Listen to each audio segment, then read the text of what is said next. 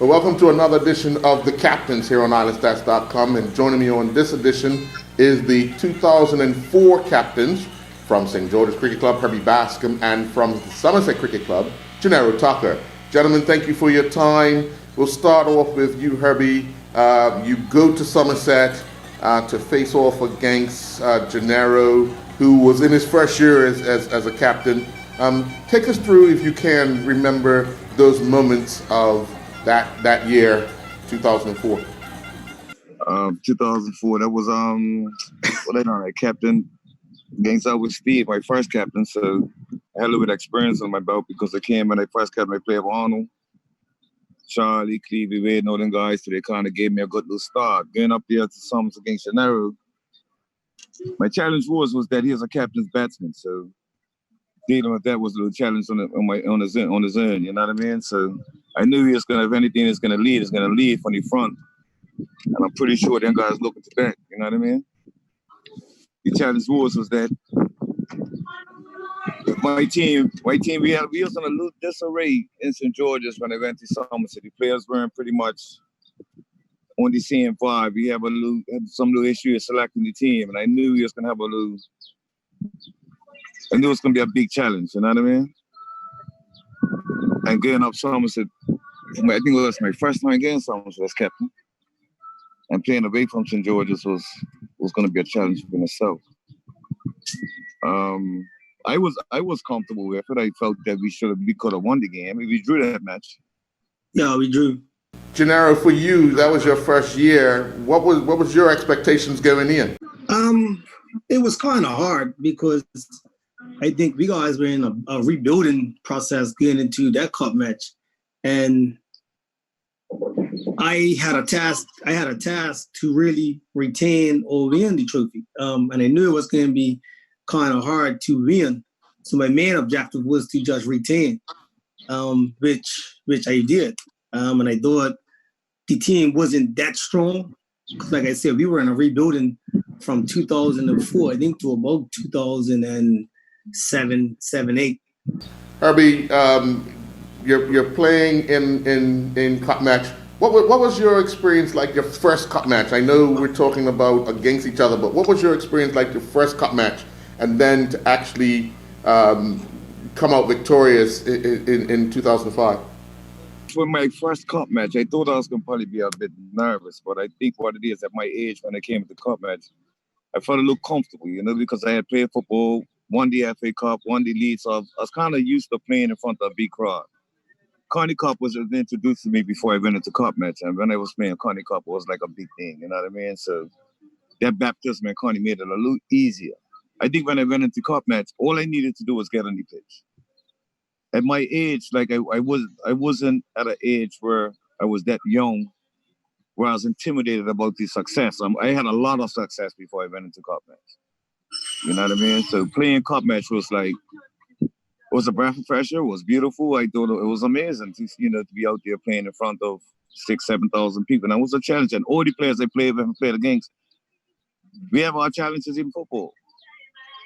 So playing cup match, once the game started, it was easy. I mean, my first over, I should have been out. I mean, first ball when I blew it out, but it's LBW. But George Francis, I can tell you a little story about George. I don't know if it's listening, but I was passing through Miami airport. I was sitting off of George. They showed me a scrapbook about his cup matches and his cricket. So I said, George, tell me something. That cup match down in St. George against with Steve. That first ball I built, what happened right there? And that was plum. The George gives to me, and this is the truth. He gives me, say, everybody, look, I'm going to be honest, I couldn't get my arm up. So here it is, I was like about 15 years later. So in Miami, so I said, do me a favor, I need to clear this game out. I said, give him out now. She felt like this year. But he do that, but it was beautiful. I mean, we had our challenges way before cup match. And cup match was a little easier for me because of the age I played into cup match. You know what I mean? And it was really enjoyable. It wasn't no pressure. I didn't really feel no pressure. What I was kind of intimidated was how well I was gonna do.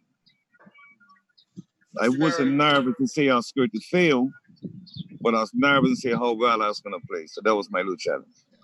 Janeiro, obviously you have some big shoes to fill following your dad leading cup match for Somerset. What was some of the advice he would give you before your first cup match, not just as a player, but as a captain? He always gave me good advice, especially when it came to the betting aspect of cup match. Because when I play a cup match, he had played against a lot of the guys already. You know what I mean? The Noel Gibbonses, the Chicks, the Arnold Manderses and stuff like that. So I knew certain bulls they were going to bull once you run up. You know, I knew all that there. So that was the good part about it, having a father that was in cup match and was a captain and one of the best in cup match. So that worked out to be pretty good for me, you know, to going into the game, knowing exactly what to expect and how these guys play, the weaknesses and strengths, and it worked out in my favor. And going forward, you know, even up into the last few years when I finished up, just playing against certain guys, I just knew the weaknesses and their strengths. So it really wasn't that bad. But the hardest part for me was being a captain in this 3 years of cup match. The first year after Albert Steed had stepped on and me being given the role, I could handle it, but I just feel that these guys had the better players when it came to experience. I wouldn't say the better players of playing, but they had the better experienced players who knew how to be, you know, captains themselves once they're playing, and it made it a little easier for them to be captain. Now, when I came in, you're talking about Malachi James, who's just a coach. I mean, that's pressure on him just to learn coming into cup match, you know? So that was the hard part for me. So I just had to maintain and retain the cup. That was my main goal. How difficult was it for you picking that first team, Nero? That was really hard because back then it was like basically the selectors really wanted what they wanted. And you know, when you're a young guy getting into a selection committee, we're up against fellas that know what they want, and you're saying, I don't want that. But it's basically majority rule when it comes to selection. And in that aspect, I had to fight for a couple guys that I wanted, and I got them, but it still came at the expense of losing other guys, you know what I mean? So that was the hard part about being a captain in my 3 years. Herbie, what about you? The first time you're in a selection committee meeting, picking a team for cup match, because obviously you want the players you want. What was the challenges you found? When I first just trickle back a little bit before I got into being the captain, and when I was a player, I found that my biggest challenge had nothing to do with cricket. When I started playing for St. George, I got into cup match, and I started realizing, I said, now you start to understand the politics of cup match and politics of cricket. Like, and I found myself in a situation where my dread had a lot to do with whether I'm going to play or not. It was a little unfortunate, and I don't think players should be going through it, but there was a lot of little buzzes around the cup match, talking about no dread shouldn't be playing cup match and this and that, and it kind of like overshadowed the feeling that I wanted to have for cup match and be accepted as a cup match player, you know what I mean? So then with the little battles that took place before I even play a cup match. I think I should have played a cup match earlier. The time I did play, I think I should have played a cup match about 2-3 years before that. When New Zealand came here and I picked up about 14 wickets in the 5 trials. But then it had nothing to do with cricket. It was all out to do we want to play cup match? But then you get close there in battles because at the end of the day, I said I'm going to just enjoy my game and do what I got to do because at the end of the day, I want to be a cricketer. I have no control about how people feel about it. I didn't take an attitude towards it. I wasn't dropped, but I wasn't selected in a few cup matches. But the Monday after the last trial, I trained for the team Monday, Tuesday. The 3 years I tried out for cup match, I just continued to try to be a cup match player. Now getting into the process of being selected, it was the situation of me having Dre kind of overshadowed the feeling. So I kind of lost the opportunity as a player to really feel what it's like to be selected as a cup match player because I was kind of intimidated about my hair. And all this guy said you should cut your hair, this and that. And once I got over that, it was an easy, smooth, because once people understood me as a cricketer, they accepted it, and of course that. I guess life moves on. Now, when it came around to being a captain, I didn't understand the philosophy about the way these guys pick teams, to be honest with you. I just think that having 5 selectors kind of throws you out to the wolves to some degree, because, yeah, guys on the selection committee basically wanted the players that they wanted. I thought it was unfortunate me as a captain, because I feel that everybody should try to understand is that the captain has to lead this team on the field. And I found it was a lot of politics, I didn't think it was a lot of cricket talk. I think it was politics, like, oh, we want him because so and so and so and so. So my first election came down to whereas basically just pick what you guys want to pick, because obviously you guys are not understanding what they want to do. And it was difficult. It was not, but we was able to be mature enough and get over it. I mean, we respect the fact of the team that was selected at the end of the day. But the challenges leading up to pick a cup match team, I just think I was more overwhelming about how political it is. And I just didn't understand it. I thought a cup match was a little easy. I thought the best cricketers should play. And I agree, maybe they thought I shouldn't play, but I performed. I earned my spot in cup match. Nobody done me no favors. And I think a lot of guys got favors. Even when I was captain. They cut deals, if you like. I'm being real with you. They cut deal with it. If you want Janeiro Tucker, then you got to give me this guy. If you want this player, then you got to give me him. So politically, it seems like it has nothing to do with cricket. And that was the challenges I thought I was getting up here and helping to build this great team, because the benefit that St. George's had over Somerset is that all our players wanted to play for Bermuda. And that's why we dominated to some degree. Somerset players was great players, but they focused more on league cricket. Somerset, when I was playing cup match, Somerset had 3 or 4 players playing for Bermuda. We had 9. So our commitment was a little easier. That's why today, Somerset dominates cup match. Because now today, if you look at cup match in the last 5, 6 years, Somerset had 9 to 10 players that was playing for Bermuda. St. George's had 2 or 3. So if you look back on history, the commitment's a little different when you're playing for your country getting into cup match. And I just hope that in the future it changes, Yeah. Janeiro, obviously you heard Herbie talk about the politics side of it, the challenge of getting who you want, for what reason you want. When did you feel like either this is not going to work or I've got what I want? I mean, you don't get what you want. Like Herbie's saying, it's politics in a lot of things. When you got a player like myself who doesn't play in Somerset's league team, you know what I mean? I play for Southampton Rangers, and I want the best players. Rather, they play for Rangers. I'll pick 11 Rangers players if I could. You know what I mean? But it's not possible. Whereas, like you said, I need this person, that person, and that person to play. You pick 2, and then we're gotta have him to play in our team.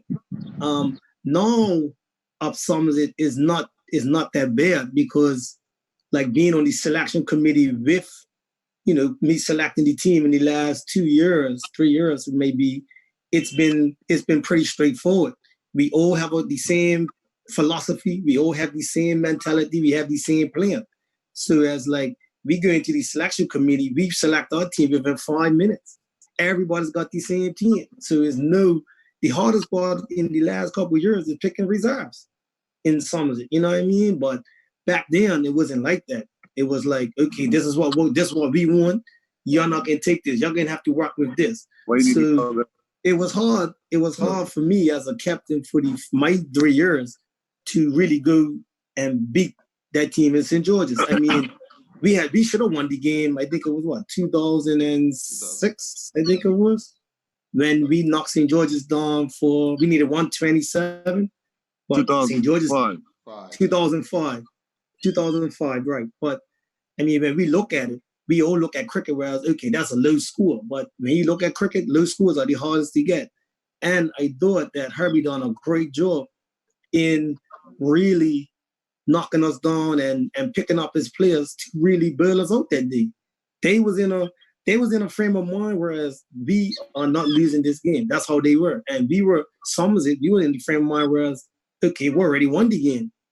But the young guys built well, they felt well, they was like animals, like, you know what I mean? They really fought, they done everything that possibly is to do to win that game. And whether it's sledging, which happens in cup match has been sledging way before my time, but it happened. And I thought they done an excellent job.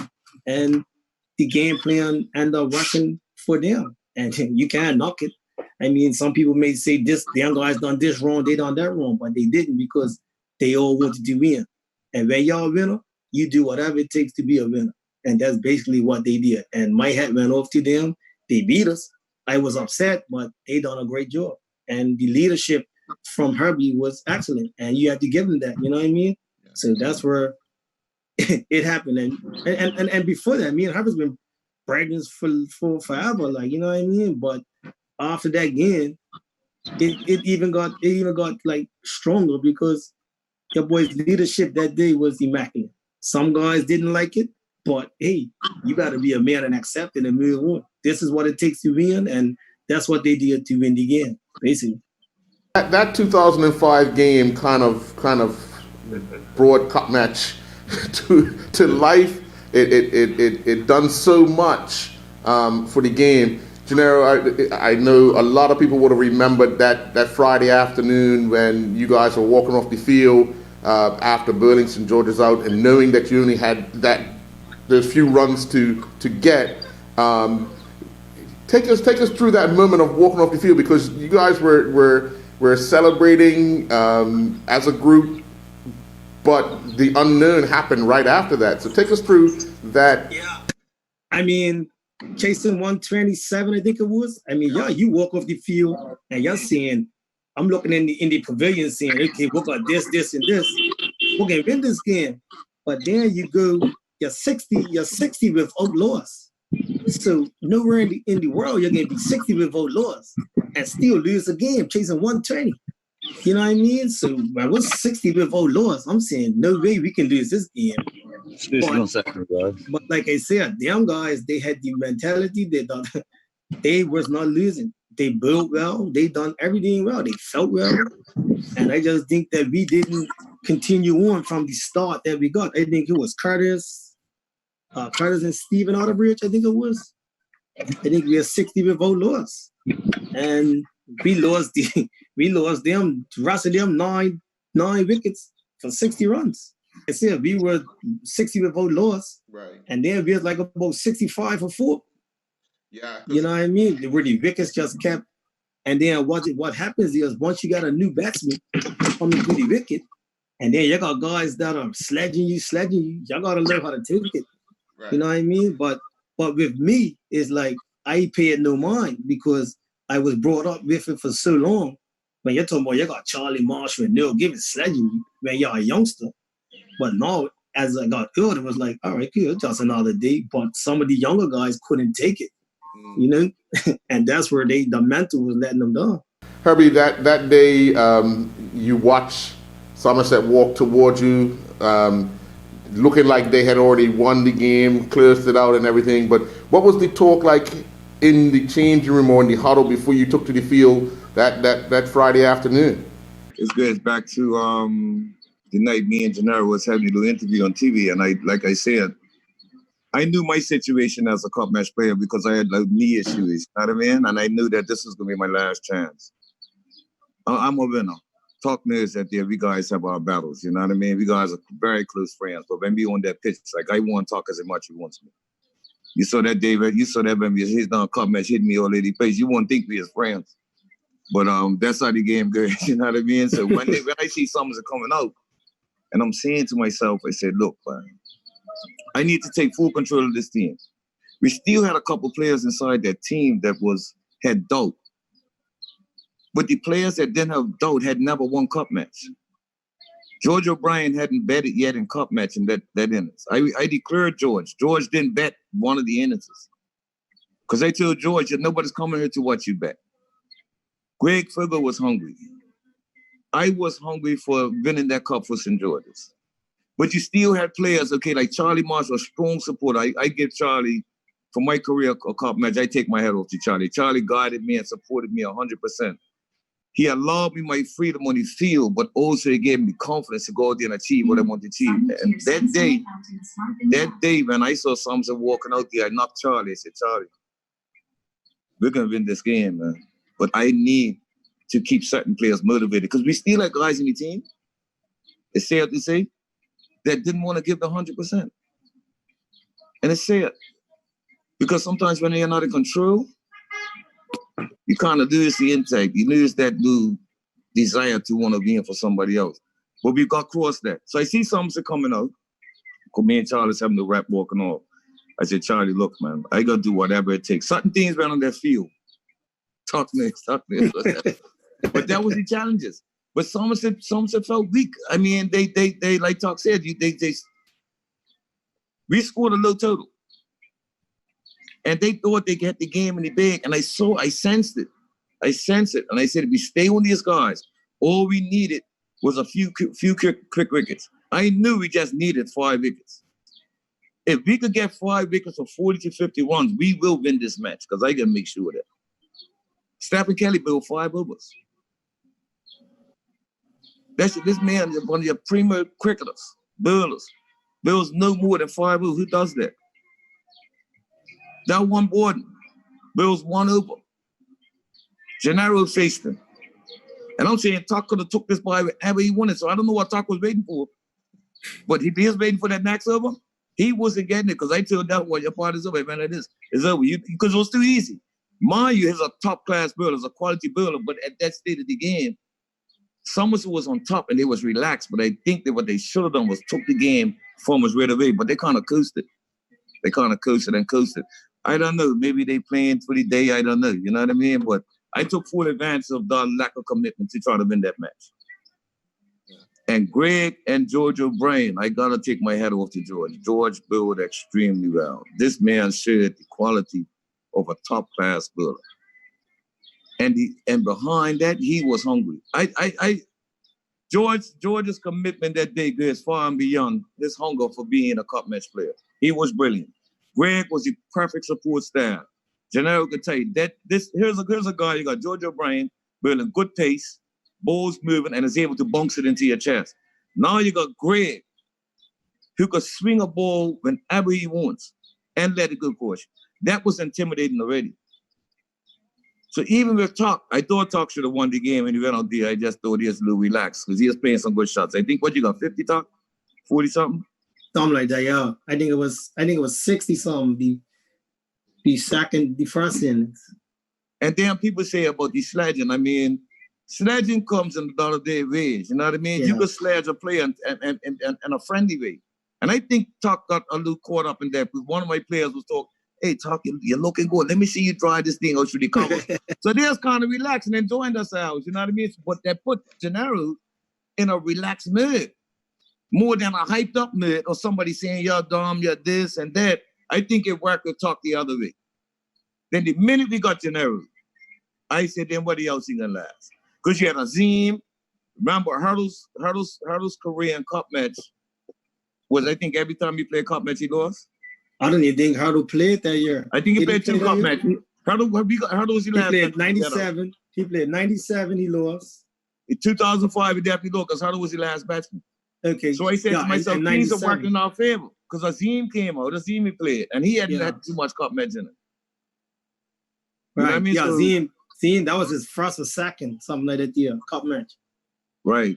But I just said once we get Janeiro, I think we are safe because Mukadam was intimidated. Right. I don't know what was happening with him out there. Him and Randall White, I don't know. They must have been. I don't know what they're thinking about. Maybe they was on the beach or something. But it was wonderful. But I can tell you one thing. I saw it in someone's eyes as they walked out that they won already. A lot of people had a lot to say about that particular match, but you two considered, you're very good friends, both on and off the field. But as you said, Herbie, cup match is a little different.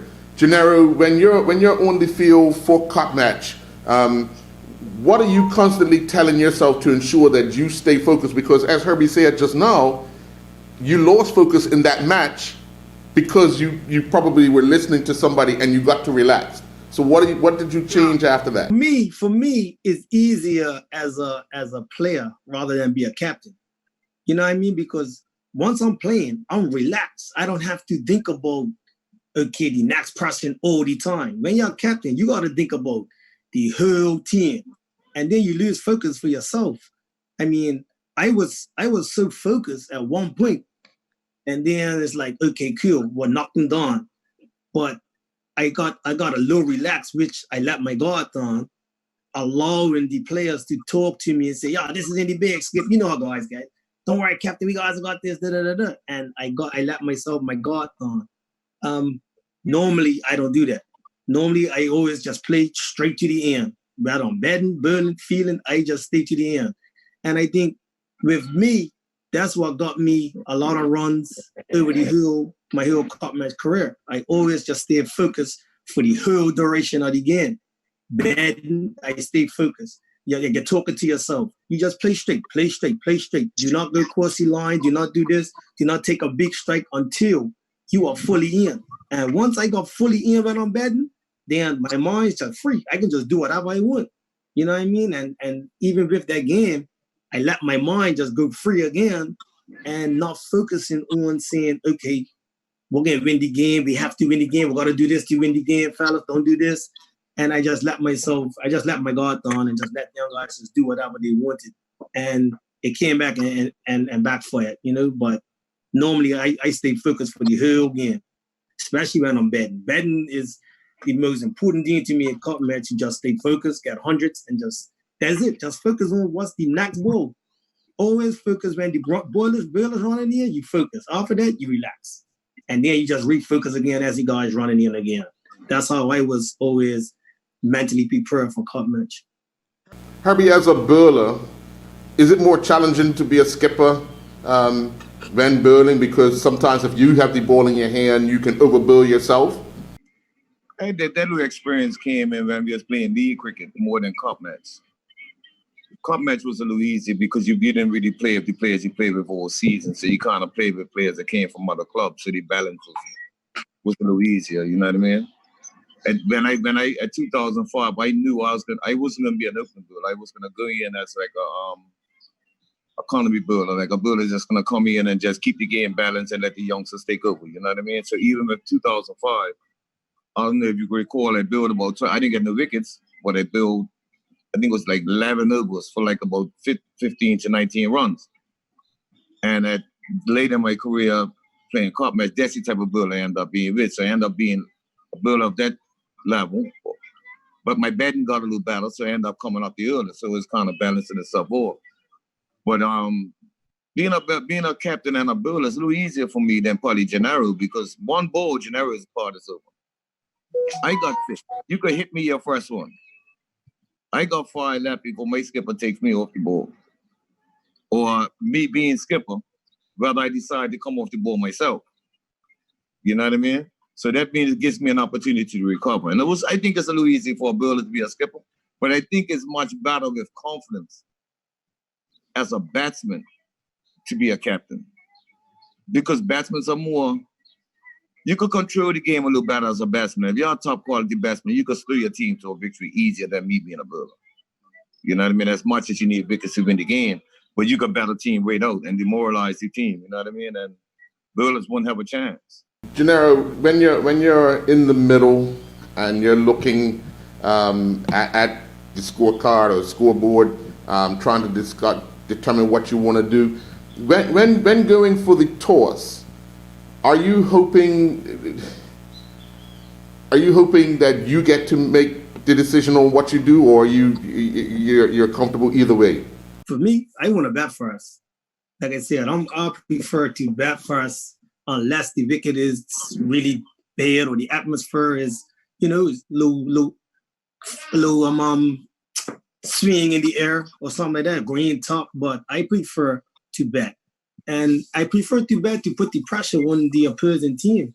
Because if we got off to about 60, 70 without loss, now they have to go defensive.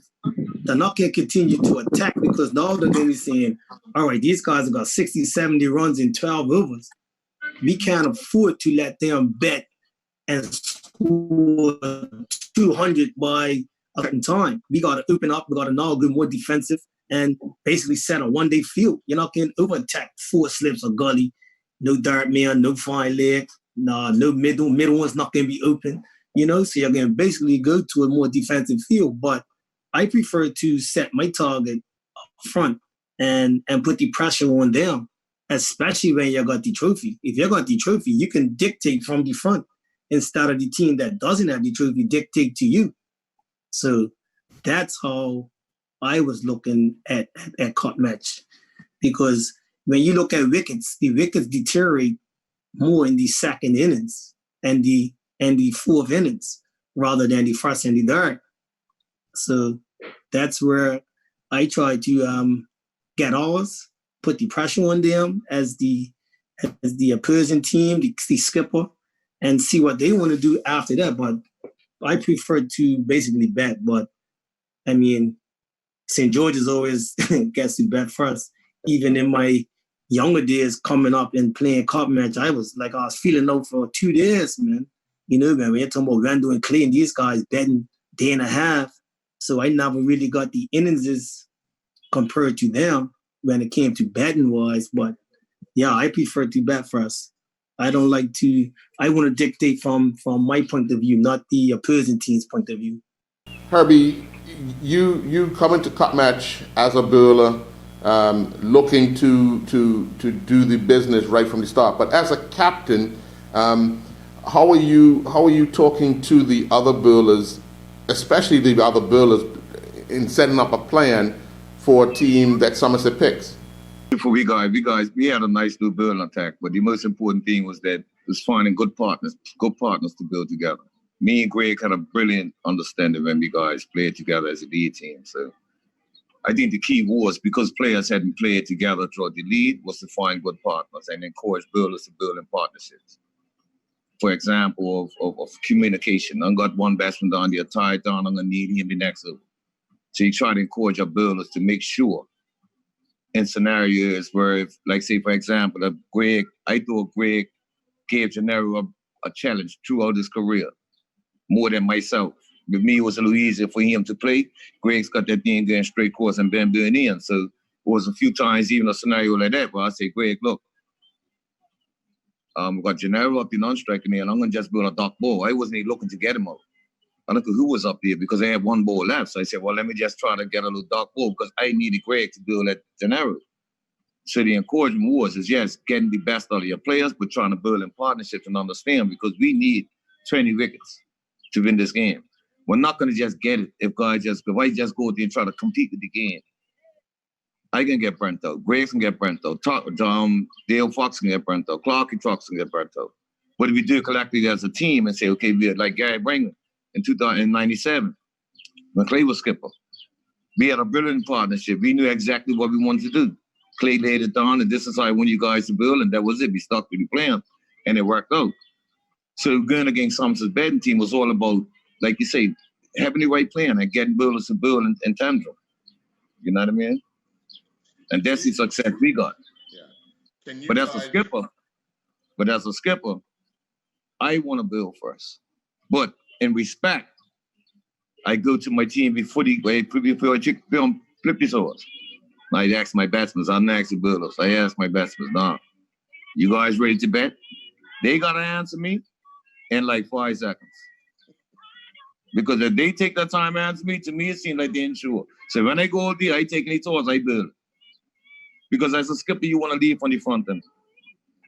And you don't want to have doubt in yourself. Because if you go against, if you ask your batsmen, I'm not sure, and you go battle with that there, then you kind of find yourself behind the game, the little game. Me leading from the front, knowing that my batsman's not sure, makes it a little easy. So I'll definitely build first, if my batsmen don't want to bet.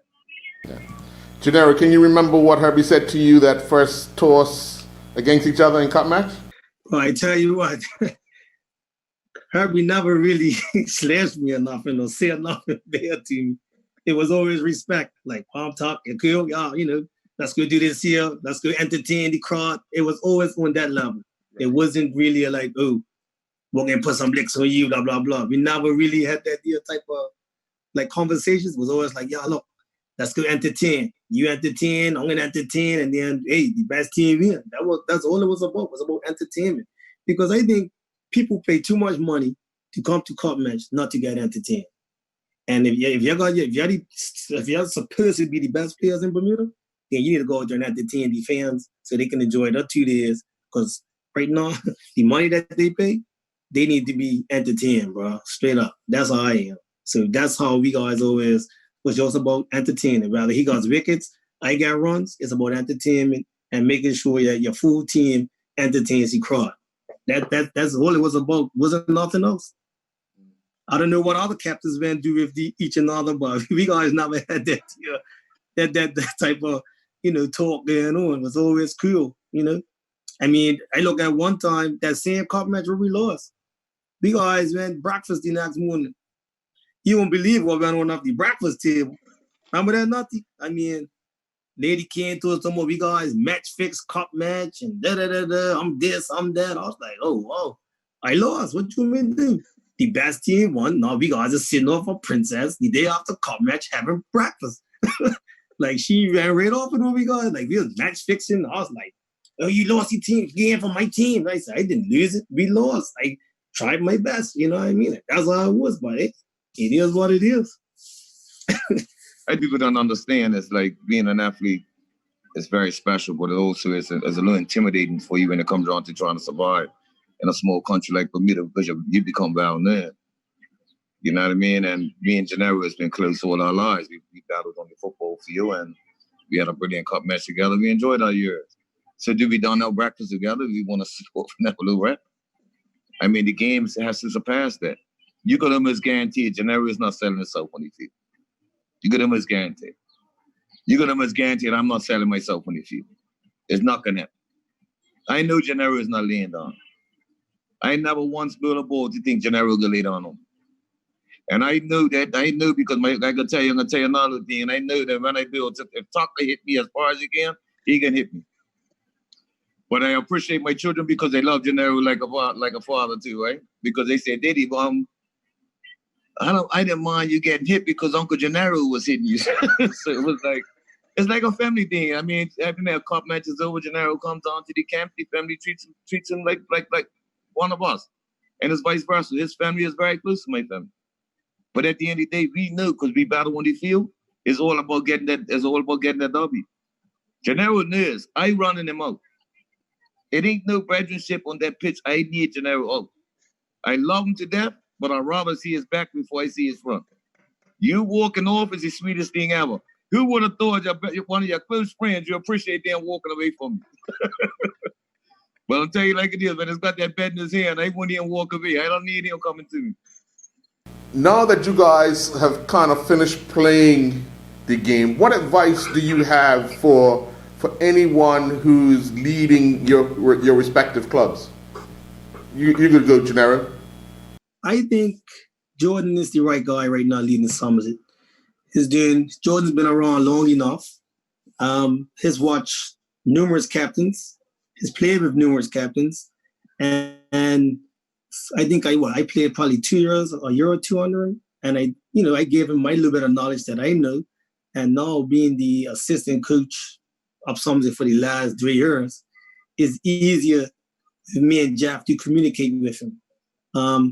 He listens, and I think he's learned a lot.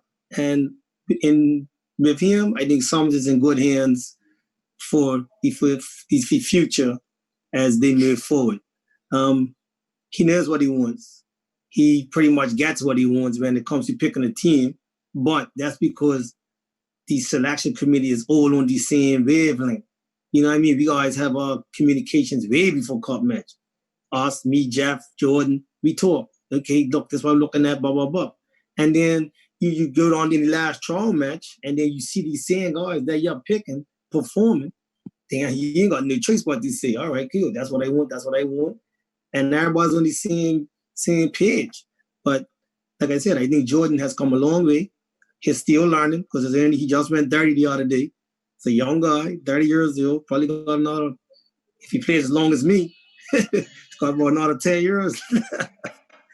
But I don't see too many guys playing cricket like at my age. But I mean, hey, there's a good future of Somerset. And if they continue to groom the youths the way they have in the last 10 years, then Somerset's in good hands with him and what's coming. Herbie, what about you? St. George's is in a particular situation, but the advice that I'll give a captain is that you got to be tough. You got to be strong-minded. You got to carry the attitude as a leader. But one thing you also have to understand, that leaders are born, they're not created. You can't create that. And I think that's the problem that St. George's has. I think they're talented. I think we've got some talent on there, but they don't want to be leaders. So they're going to have to find some leadership quality in themselves so they can be tough enough and confident enough, because it's not easy out there. Running cup matches is almost like you're running a small little country, man. You got to make a decision at that moment that's not going to be agreeable with everybody. But you got to be able to back yourself. So what I encourage them to get a full understanding of the team, know what you're working with, know what guys are capable of doing on the pressure situations, because they are the ones that you're going to have to call on, and get a good understanding with your players. You can't be a skipper that's going to say, okay, some players you're not going to reach out to. You got to reach out to all of them. Because what you're asking for these guys to give you 100% commitment. I'm a strong believer that whenever you want to be successful, you're going to have to pick players that have the ability and the quality to carry out what you're asking them to do. So if you make players as a skipper feel that confident in you, your chance of succeeding is going to be great. And if you take that same attitude in anything you do, you'll be successful. Because you don't want players that don't have the ability. Yes, they got the ability to play cricket. That's beautiful. They got all that ability. But do they have the ability to carry what you ask them to do on pressure situations? So I'm saying as a skipper, that's what you want to make sure you do. Like, see, when it comes on to cup match, they might select Joe Blue. You might not think that he's good enough he should be playing. But as a skipper, you're going to bite the bullet, spend some time with him. Guys, go sit off. You get out to a little club, have a little cocktail, get to know him, get to feel comfortable, get him to feel comfortable with you. Because at the end of the day, in cup match, you're gonna need him. But also you're gonna need him to play for you. So you're gonna win them little small little battles, you know what I mean? And that's what's gonna be easier for you on that day, because the challenges is gonna be awesome. And cup match is tricky because you're gonna make decisions right away. You know what I mean? And that's what I could encourage for anybody that's going to lead cup match. And he lead in Bermuda. And I think St. George's right now is fighting that battle that they don't have nobody that's willing to take on the leadership role. Because what it is, the old friends, see? And they don't want to be upsetting nobody. I don't want to leave this guy out because we're close. I don't want to leave that guy. You got to be tough. You got to be tough. I don't have a problem with that. You're not good enough, you can't play. I'm always been like that. Earl, you know, we coach football. I bring them all 5 minutes. If you're not good enough, you can't play. Right. That's how it is, you know what I mean? But at the end of the day, you still got to be able to you got to connect with your players. Well, gentlemen, I want to thank you both for your time and joining me here on The Captains. We will talk to you again sometime soon, and hopefully we get to see some cricket very soon this year. My thing is, we've been in lockdown for about 4 or 5 weeks, and the pandemic is causing an issue. I concerned about the guy that goes out there and gets a doctor's first ball. I don't know, but nobody should be getting doctors this year. Everybody should be starving. Everybody should be hungry, man. Even if you just got to block the first 10. What? Man. Get yourself in, you know what I mean? Yeah. But I really want to thank you. It's been encouraged. It's nice to be here battling with Janeiro again. But I think we came out of Louis even there. He got me, I got him. Yeah. It's a nice little battle. But talk is always a pleasure, right? Talk with you. We got our battles in the national program. Yeah. So we'll be all right. Yeah. All right, guys. Appreciate it.